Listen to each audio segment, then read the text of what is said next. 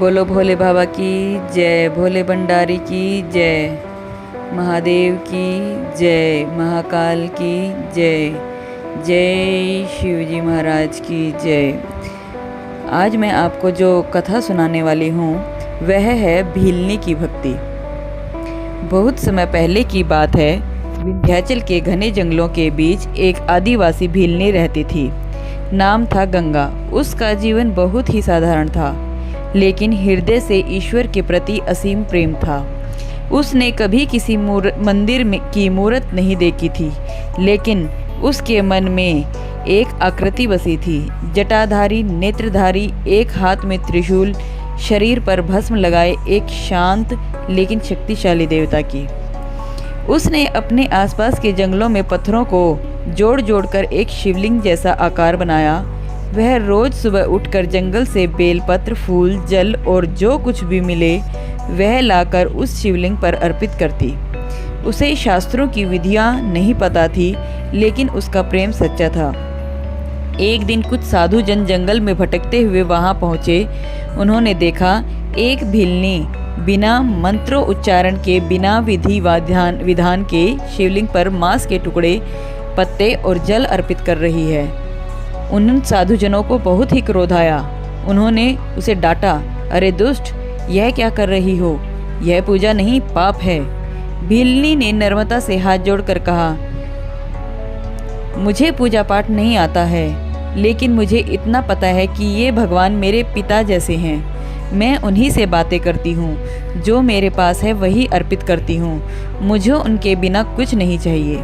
साधुजन उसे भला बुरा कहकर चले गए, पर उसी रात उन्हें स्वप्न में स्वयं भगवान शिव ने दर्शन दिए। उन्होंने कहा, हे साधुजनों, तुमने मेरी उस भक्त को अपमानित किया है जो मुझे सच्चा प्रेम करती है। उसकी पूजा में विधि नहीं, लेकिन श्रद्धा है। उसका हर अर्पण मेरे लिए एक अमृत के समान है। सुबह होते ही साधुजन उस स्थान पर लौट गए और उस भीलनी से क्षमा मांगी। सब ने मिलकर वहाँ एक भव्य मंदिर की स्थापना की। कहा जाता है कि वहाँ का शिवलिंग आज भी भीलनी नाथ के नाम से पूजित होता है। इस कथा का संदेश यह ही है कि भगवान शिव को विधि नहीं, भक्ति चाहिए। वह सरल हृदय से आने वाले को भी कभी खाली नहीं लौटाते। जाति, भाषा, धन, अज्ञान नहीं देखते, वे केवल प्रेम देखते हैं। एक और कथा आपके लिए उपस्थित है। यह कथा है नाग पर्वत का रहस्य। सालों पहले बहुत उत्तर भारत के एक घने जंगलों से घिरे गांव का नाम था शिवपुर। इस गांव में एक प्राचीन नियम था, नाग पर्वत की ओर कोई नहीं जाता था। गांव के बड़े बड़े बुजुर्ग कहते थे कि वहां जाने वाला कभी लौट कर नहीं आता है। पर्वत पर अजीब सी ध्वनियाँ सुनाई देती थी, डमरू की गूंज, रुद्र ध्वनि और एक विचित्र सी मंत्र गूंज। गांव में एक 12 वर्षीय युवक था जिसका नाम ओम था। वह साहसी था, लेकिन भगवान शिव का परम भक्त भी था। हर सोमवार को उपवास करता था, शिवलिंग पर बेलपत्र चढ़ाता था और गले में रुद्राक्ष पहनता था।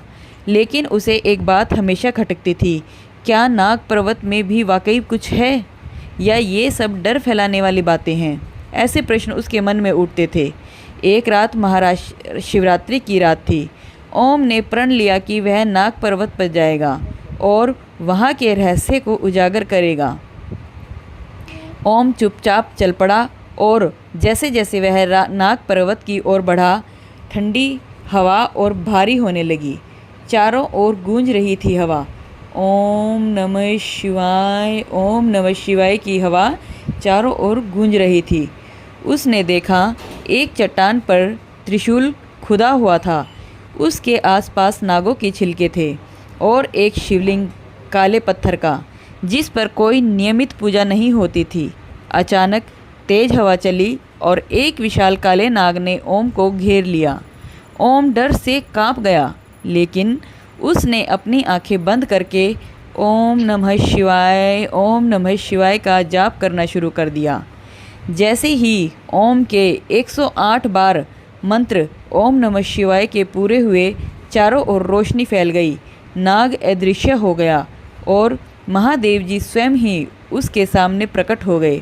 शिव बोले, हे वत्स, यह पर्वत मेरे तप का स्थान है। हजारों वर्ष पहले मैंने यहाँ पर ध्यान लगाया था। जो भी सच्चे हृदय से मुझे पुकारता है मैं उसे दर्शन अवश्य देता हूँ, पर यह रहस्य हर किसी के लिए नहीं है, केवल सच्चे भक्तों के लिए है। ओम ने हाथ जोड़कर कहा, भगवान, मेरे गांव वाले डरते थे, क्या आप कृपा करके सबको दर्शन नहीं देंगे? शिव मुस्कुराए और बोले, कल सूर्योदय के समय गांव आओ, एक चमत्कार तुम्हारी प्रतीक्षा कर रहा है। सुबह जैसे ही ओम गांव लौटा और सबको लेकर नाग पर्वत पहुंचा। उन्होंने देखा जहां पहले डर था वहां अब एक भव्य शिव का मंदिर बना है। मंदिर के शिखर पर साक्षात्कार त्रिशूल चमक रहा था और मंदिर के सामने वही काला नाग बैठा था, शांत, शिव की भक्ति में लीन। गांव के लोग ओम के चरणों में गिर पड़े। उस दिन से नाग पर्वत का नाम बदल कर पड़ा शिवनाग धाम।